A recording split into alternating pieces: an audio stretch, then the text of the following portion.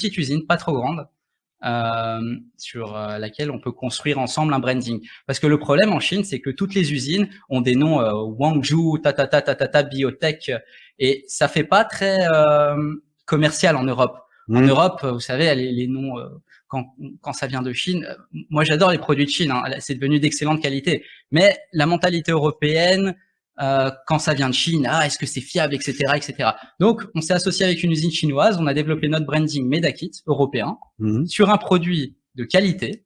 On a apporté aussi un élément central du test, c'est-à-dire les films Sartorius. Donc, l'usine en avait besoin. Elle nous a expliqué que c'est le meilleur film du marché et que c'est comme ça qu'on peut avoir la meilleure sensibilité sur les tests. Et ça vous a pris combien de temps de développer le premier test opérationnel?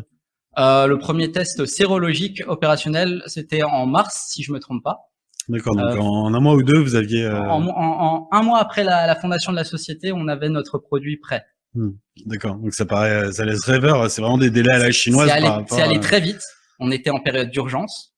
Très vite, on a réussi à avoir des contrats avec des institutions officielles, telles que des armées, des gouvernements. Ça nous a donné énormément de crédibilité par après. On a eu l'intervention de plusieurs ambassades, car en avril, le gouvernement chinois avait décidé de limiter toutes les exportations parce que certains produits étaient défectueux. Donc, il fallait expressément que l'ambassade d'un pays demande au ministère du Commerce chinois une permission spéciale pour exporter les produits qu'on a eu. Et donc, voilà, on a appris énormément de choses avec cette aventure et elle est loin d'être finie. Alors, on aurait pu croire que le plus dur était fait avec un test produit très vite. Et en fait, non, les difficultés ont commencé puisque vous avez été à la fois vite approuvé par certaines autorités et puis désapprouvé ou retardé ou empêché. Est-ce que vous pouvez raconter rapidement les difficultés que vous avez eues en Belgique et puis en France? Bien sûr. Alors déjà, en Belgique, c'est simple. Au moment même où on crée la société, il y a eu un arrêté royal qui est passé, donc c'est comme un arrêté ministériel ici en France, qui interdisait la vente complète de ces tests rapides, car ils n'étaient pas fiables, etc., etc.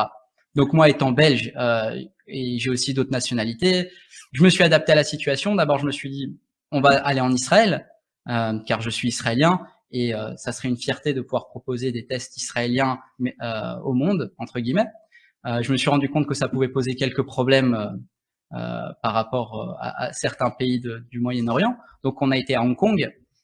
Et à Hong Kong, donc, on a créé notre structure légale à Hong Kong. Et après ça, on a pu rentrer dans le marché européen. Donc, nos tests étaient marqués CE. Donc homologué en bonne et due forme par l'Union européenne. Homologué en bonne et due forme par l'Union européenne. On a eu un petit malentendu au début, c'est-à-dire que comme je vous ai expliqué, ce test, c'est un branding autour d'une usine déjà existante. Et donc, il y a eu en avril un malentendu au niveau de la labellisation du produit. D'accord. C'est-à-dire, est-ce que Medakit est un fabricant légal? Est-ce que Medakit est une marque? Est-ce que Medakit est un simple distributeur? Voilà. Ouais. Et c'était là toute la question. Donc, on s'est placé comme fabricant légal pendant tout un temps. Et puis, en septembre, on s'est placé comme trademark. D'accord. Donc marque à part entière. Exact, marque à part entière. Et donc, tout ce qui est fabrication et responsabilité de fabrication, c'est chez nos partenaires chinois. Et nous, on est du côté branding, vente et développement des marchés. D'accord. Et du coup, ensuite, tous les obstacles ont été levés ou non? C'était pas la fin des ennuis. L'Union européenne, vous savez, c'est un grand bateau avec 27 capitaines.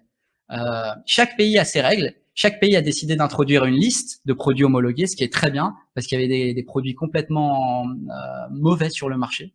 Donc, par exemple, pour les tests sérologiques, il devait être depuis, je crois qu'ils ont commencé ça en avril, un protocole pour faire homologuer les tests en France. Donc, le test devait être évalué par l'Institut Pasteur pour pouvoir être mis sur le marché.